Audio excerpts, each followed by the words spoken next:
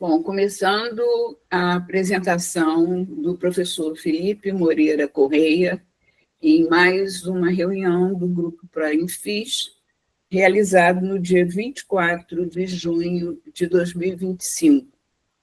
Felipe vai participando do nosso grupo, com trabalhos, com capítulo de livro, e vai fazer um resumo do assunto exposto nesse artigo da revista Cajuína. Felipe, é com você. Obrigado, professora. Obrigado, pessoal, grupo, ProInfis, pelo convite, né, por estar participando. Então, como a professora falou, eu vou fazer um apanhado meio que geral, né, sobre esse artigo nosso aí que a gente decidiu discutir, né, o ensino de ciência na concepção de Brunet, incentivando a pesquisa e promovendo a investigação científica. O Roberto, que está aí também no grupo, ele vai me ajudar a passar, porque eu estou no celular. Então, assim, eu dividi minha apresentação de uma forma bem simples, né, porque esse texto, conforme eu fui lendo, né, eu fui até uma revista nova, pelo menos para a gente do grupo, né, uma revista deve ser até mais atual, né, bem recente. A publicação foi do ano de 2025, então foi desse ano nosso, né. E assim, conforme eu fui lendo, já fui percebendo que foi um texto assim, claro, no artigo eles comentam, né, mas no início assim foi um texto bem de apresentação. Então, a minha explanação aqui vai ser mais nesse sentido também, para que a gente, como um grupo, né, um grupo de pesquisa, a gente verifique as semelhanças e até mesmo a diferença no caso ali do Brunet, né, que é o autor que as duas autoras, a Alessandra Vargas e a Mara Goy, trouxeram, né, as duas, assim, de acordo com as referências lá no final, elas publicam bastante lá em Canoas, então deve ser lá do Rio Grande do Sul, mas depois vale a pena a gente dar uma olhadinha com calma. Então, assim, o artigo, de modo geral, ele apresenta, faz a metodologia, a biografia de Brunet, né? Jerome Brunet, ele foi um psicólogo que ele até, no meio da apresentação, vou comentar um pouco mais, mas ele teve, assim, uma bastante influência com as conversas que ele teve com Oppenheimer.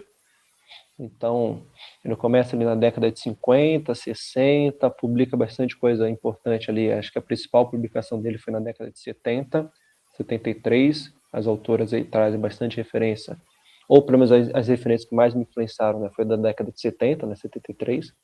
E ele vai seguindo aí toda a pesquisa dele baseada muito na psicologia, né? Ele se assemelha muito ao Piaget, né? Percebi bastante características, até o artigo traz uma comparação. Então, ele é psicólogo, então ele estuda muito essa construção do cognitivo, seja em crianças, seja, acho que o texto também eu não me aprofundei no principal do autor, tá? Eu fui muito mais nesse artigo da revista. Então, ele traz muito essa parte da cognição, né? E de como formular isso numa sala de aula ou no currículo, tá bom? Já destaco aí que a parte que eu vou gastar mais tempo é o 3.1 do artigo, né? Que são essas concepções teóricas do Jerome, do Brunet, né? E ali que eu vou comentando, né? Mais sobre até mesmo o que a gente está fazendo como um grupo ProInfis. Pode passar, Roberto, por favor. Na introdução, ele traz muito essa apresentação do Jerome, né? Como psicólogo, ele teve ali no início da carreira essa tentativa também de mudar a forma que a psicologia estava trabalhando na época, né? Que na época era muito psicofísica, que seria assim o estímulo físico influenciando o psicológico da pessoa. Ele já começa a mudar um pouco isso e olhar mais essas interações alterando, ou relações, né, alterando o psicológico. Então, ele sai dessa parte mais tradicional, né? E aqui eu já destaco que behaviorismo ou behaviorismo. Eu não sei a pronúncia, se é BH ou se é BA. Então, ele sai dessa parte tradicional e começa a focar mais na parte cognitivista, tá?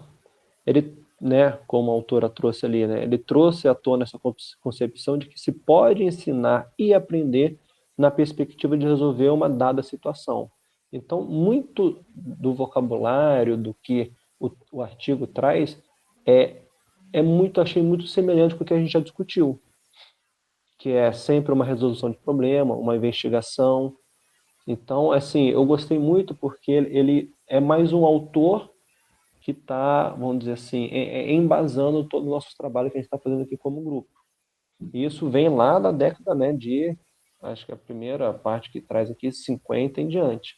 Então, todo esse crescimento aí, o Brunet, ele olhou, mas eu sinto também que ele olhou a parte bastante da psicologia. Então, é bacana trazer esses dois aí, vamos dizer assim, esse contraponto, ou pelo menos essa visão dele. Ele também, a gente percebe que essa ideia, né, dessa concepção, né, na perspectiva de investigação, de resolver um problema, agora os nossos documentos oficiais da educação, né, desde os PCNs, BNCC agora atualmente, está trazendo isso como tema, como compromisso. Então, acaba aí contemplando nos nossos documentos oficiais. Tá? Pode passar, Roberto, por favor.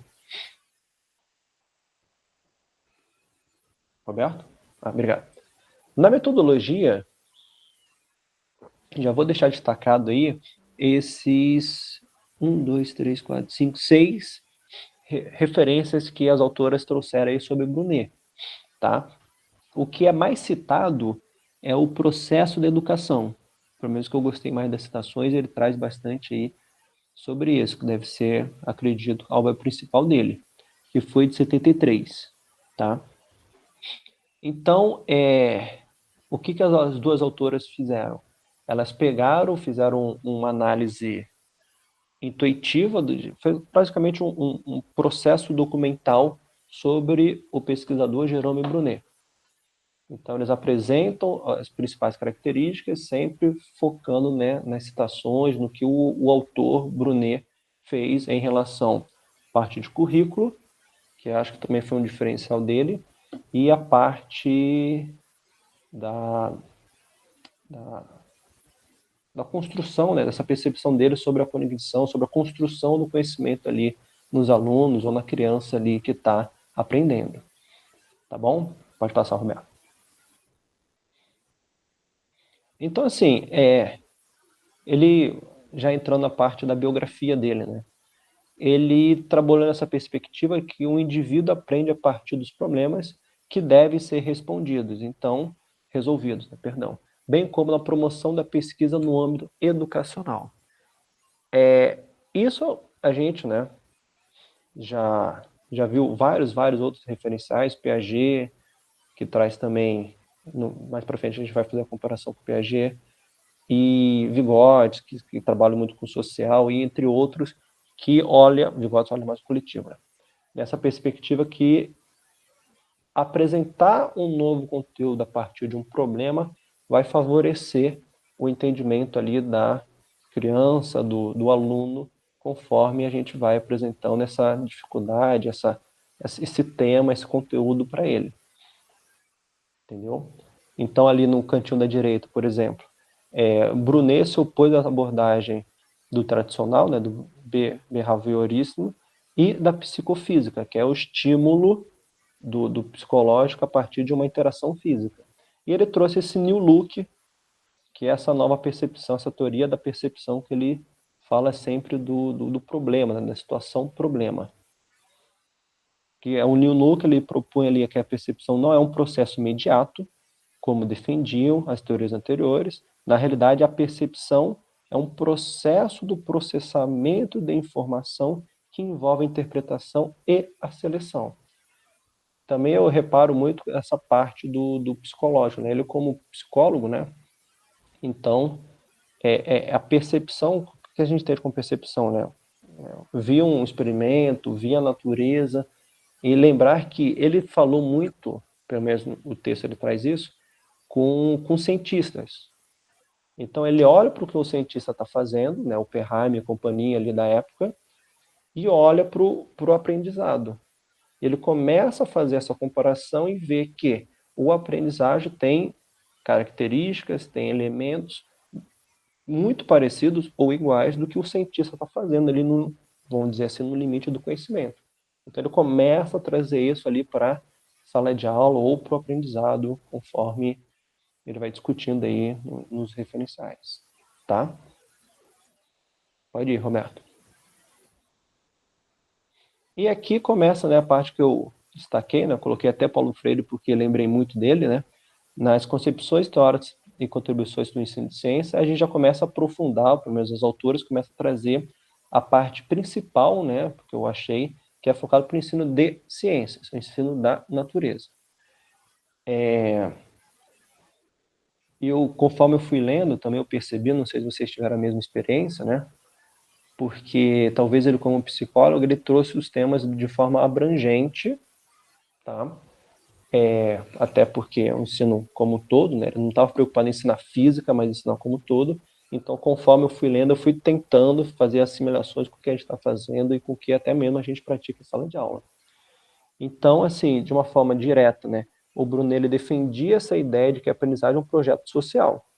Então, depende do grupo, depende da escola, depende do entorno ali do aluno, em que existe atividades colaborativas, projetos em grupo, discussões, experimentação, nos quais os indivíduos compartilham suas descobertas e aprendendo um com o outro.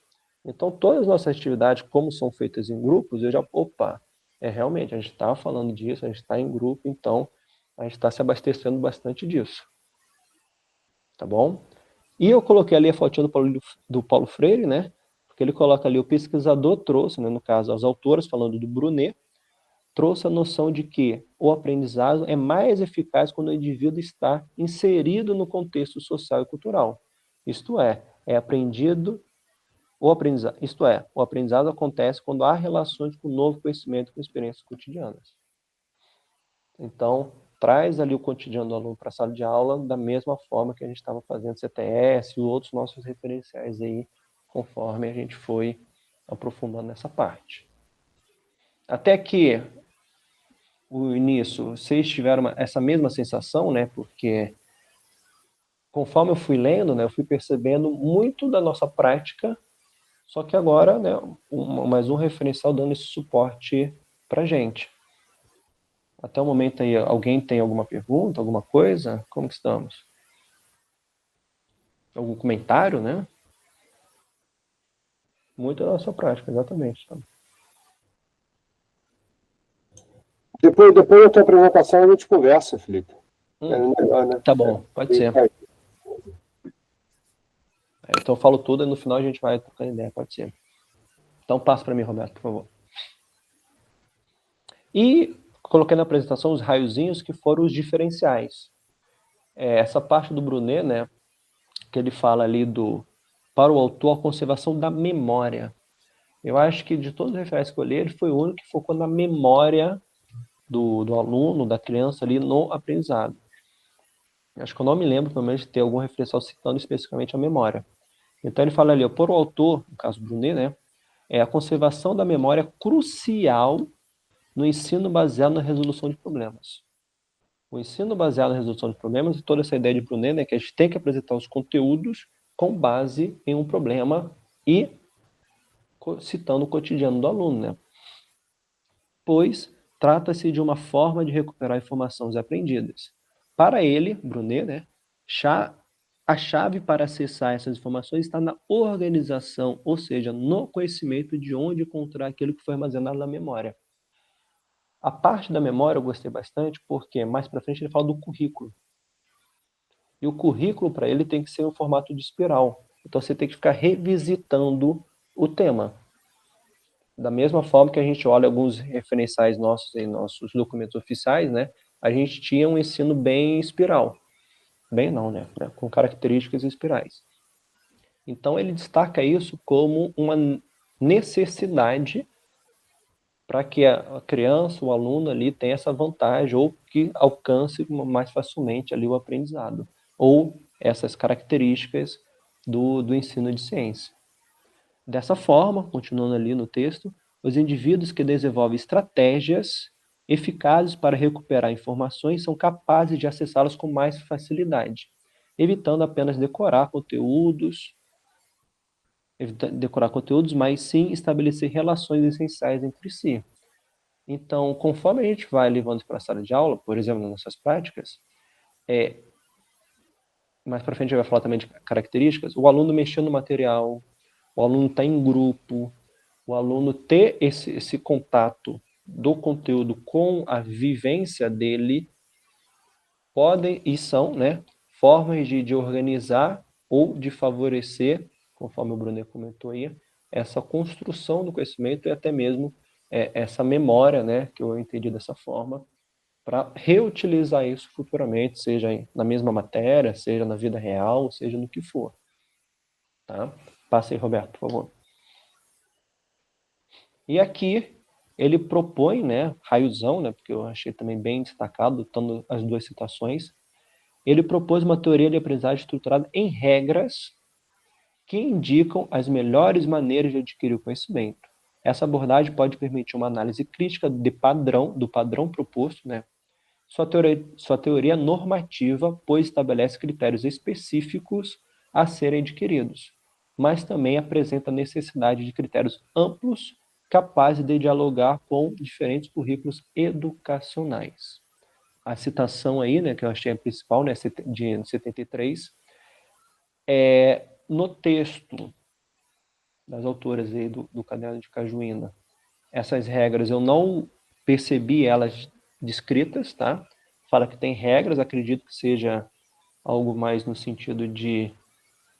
Eu vou falar a palavra roteiro, não querendo usar roteiro, tá? Mas, assim, uma sequência de perguntas roteirizadas para que o aluno vá seguindo, assim, e chegando até no conteúdo específico. Mas também tem que ter uma necessidade de critérios amplos, então deve ter alguma pergunta, alguma avaliação mais ampla dentro desses critérios específicos. Eu entendi essa parte dessa forma, tá? Ele cita algumas características da teoria dele, mas não fala sobre essas regras, tá? Então, é algo que vale a pena a gente depois ler o original, né? O Brunet 73, para depois dar uma aprofundada nisso, que eu gostei dessa parte. E, no entanto, ali, continuando, né? Destacou que essas teorias geralmente têm um caráter descritivo, isto é, explicam os eventos em suas consequências, enquanto a proposta dele é prescritiva. A prescritiva veio antes da escrita, né? Então, voltada a orientar ações práticas, voltada para orientar ações práticas no ensino. Então, eu entendi assim que o Brunet está muito preocupado com a construção, principalmente, do currículo e dessas propostas para levar para a sala de aula, do que ficar analisando ali os eventos e as consequências dele. Então, eu acho que ele focou muito nessa parte anterior, vamos dizer assim, de levar para a sala de aula, de levar, seja o roteiro, o experimento, seja o que for, para o aluno, do que a análise depois. Tá? Pode passar, Roberto, por favor. E ele traz ali um pequeno, né, essa diferença do Brunet e do Piaget. Se a gente aprofundar, talvez a gente pode até melhorar esse slidezinho, colocar as características principais, mas, assim, as autoras trazem essa diferença, né, basicamente que, para Brunet, a aprendizagem ocorre independente da idade. Então, você pode explicar um tema difícil para uma criança, desde que, mais para frente ele fala, eu vou falar também, que seja respeitado ali tanto o vocabulário quanto a idade, tá? O contexto que essa criança ali também está inserida. Piaget, se a gente voltar lá para Piaget, tem aqueles anos de aprendizado, né? Aqueles intervalozinhos ali. Para Brunet não tem, tá? Então, essa é a principal diferença entre os dois. Pode passar, Roberto. E aqui ele traz, né, essas características, que ele traz representação ativa, icônica e simbólica, que, de acordo com ele, né, a representação ativa é baseada nas ações e experiências motoras que o aluno, que a criança ali está tendo, ou seja, ela vai aprender mexendo. Seja um experimento, seja um objeto, lembrando que ele fala muito da forma do ensino, né? Pode ser usado para linguagens, para de exatas, natureza, tá? Então, assim, aprender mexendo. Já na representação icônica, esse conhecimento, né, tem que ser representado por imagens e representações visuais, que permite os alunos, né, as crianças, processarem informações de forma mais abstrata. Então, pegar o abstrato, por exemplo, no caso nosso de física, e trazer para o papel através de uma representação simbólica, seja gráfico, seja um esquema ali, tá? Representação ativa seria ali pegar o material, fazer um experimento, até eles ir testando, ver e, no caso de futuro, chegar no conhecimento. Pode passar, Roberto. A simbólica, né, que ele traz aí na sequência, é por meio de símbolos, palavras, números ou outro sistema de representação abstratos. Para a gente, esse símbolo pode ser, eu pelo menos pensei dessa forma, a equação, né? Que apesar da matemática eu vi na minha equação, são símbolos ali que estão no sinal de igualdade. Então, você tem ali ou uma relação diretamente, inversamente, né? Se esse cresce, o outro diminui, então você tem símbolos ali se relacionando, tá bom? Então, essas três representações, seja ativa, icônica ou simbólica, são aí também características importantes para Brunet, tá? Pode passar, Roberto. E o principal, né? Ainda, lembrando que eu ainda não estou no tópico 3.1, porque é aqui que ele traz todo pelo menos o artigo, e para a gente também é mais focado na parte do ensino de ciência, então eu foquei bastante nisso. O currículo, né? Ele fala de uma forma direta do currículo. Ele não, pelo menos os autores não trouxeram nada dele ter construído um currículo específico para a ciência ou para qualquer área que for, mas ele traz características importantes para o currículo. Até que eu botei o raiozinho ali, que foi o diferencial que eu encontrei. Né? Outro ponto crucial da teoria bruneriana se refere à organização do currículo intelectual da criança. Viva. Transpor conteúdo de ensino para suas formas de pensar, desafiando gradualmente. Então, ele entende que ele pode explicar algo difícil desde que seja gradual.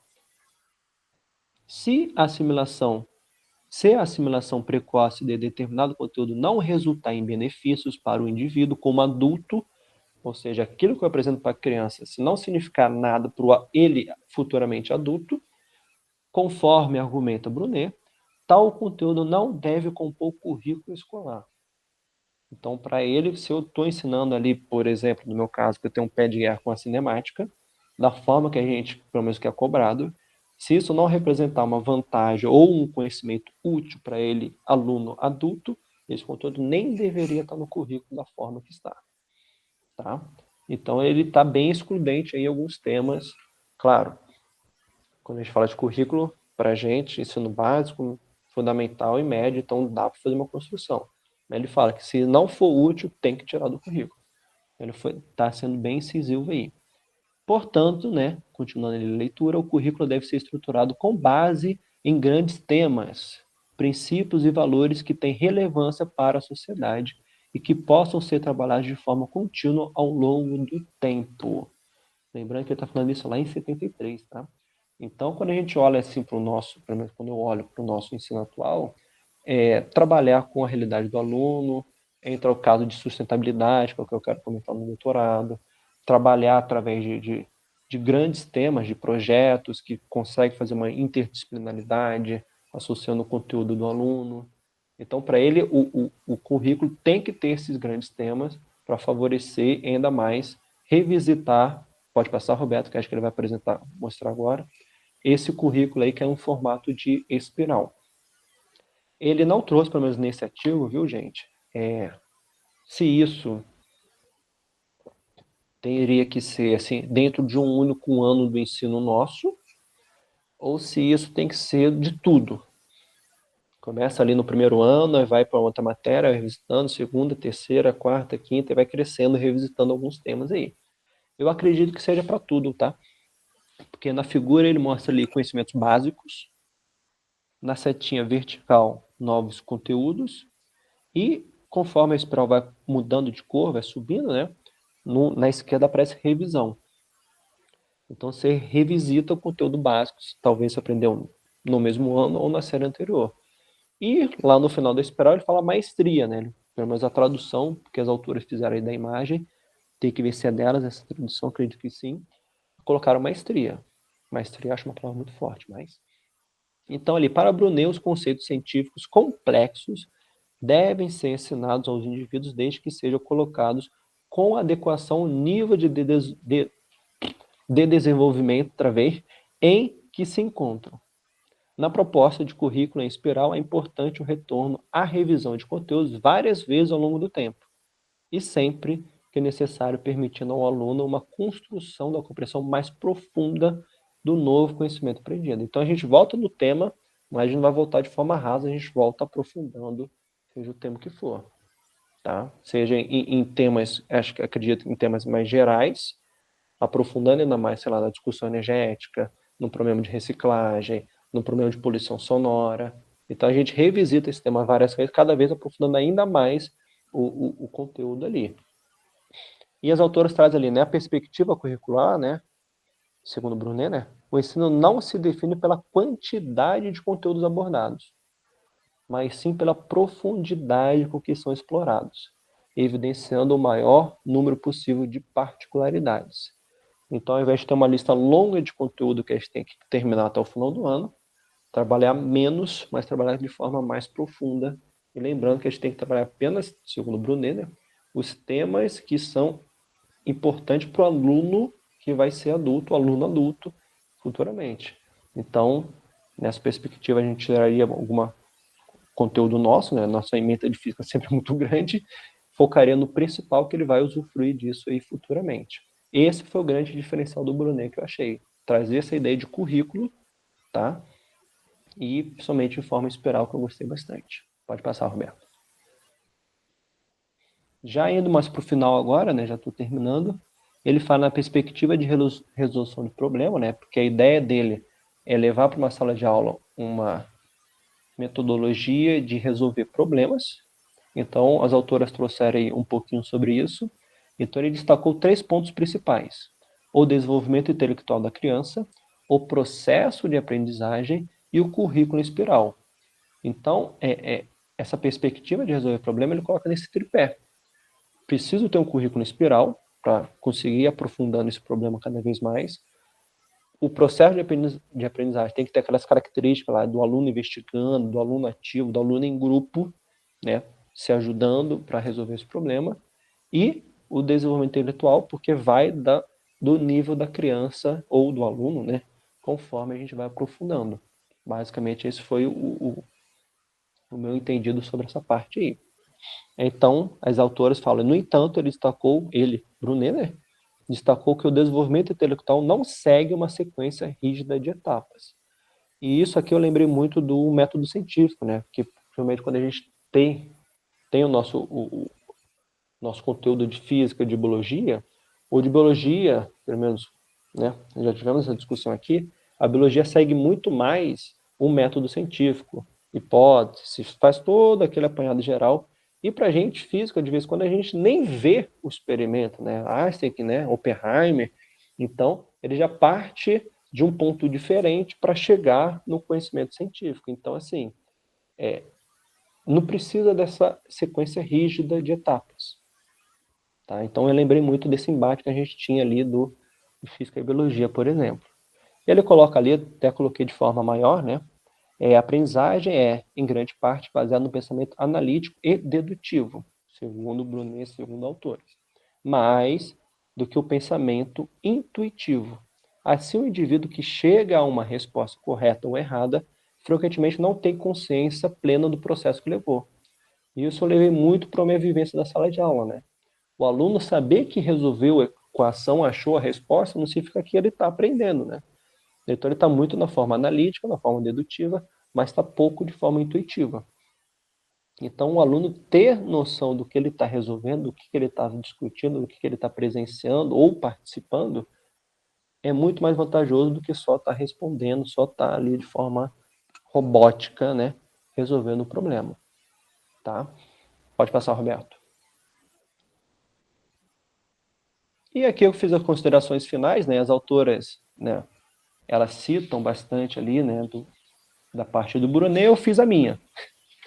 Então, eu coloquei um pouquinho diferente ali, né? Brunet, então ele traz essa ideia da resolução de problemas, né? Trazendo essas 3 características importantes, né? Sendo representação simbólica, ativa e ativa, o aluno vendo o símbolo, sabendo trabalhar com ele, sempre participando de forma ativa, A outra representação será icônica, tá? Sem querer, eu copiei, colei e esqueci de mudar. É simbólica, ativa e icônica. E o currículo espiral dele. Copiei, né? Procurei no Google rapidinho ali o livro dele e fiz ali as setinhas com as nossas referências, até mesmo o nosso livro, né? Desde o início ali, o livro da Ana Maria, né? Depois Ciceron, o nosso, por acaso ficou em ordem cronológica, né? Então, assim, a gente tem muito do que o Brunet estava falando, da nossa vivência como grupo e até mesmo de sala de aula. Então, foi essa a nossa, pelo menos a minha percepção, perdão, do texto inicial do Brunet.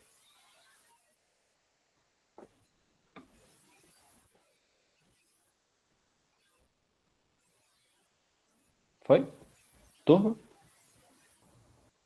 Foi.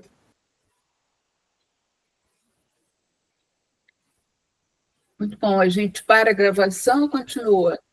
Para. Aí a gente discute entre a gente agora. Uhum. Tá, então deixa eu ver aqui para eu não... Senão eu fecho a reunião. Tem um botãozinho vermelho lá em cima, só. Não, é que eu tinha tirado isso.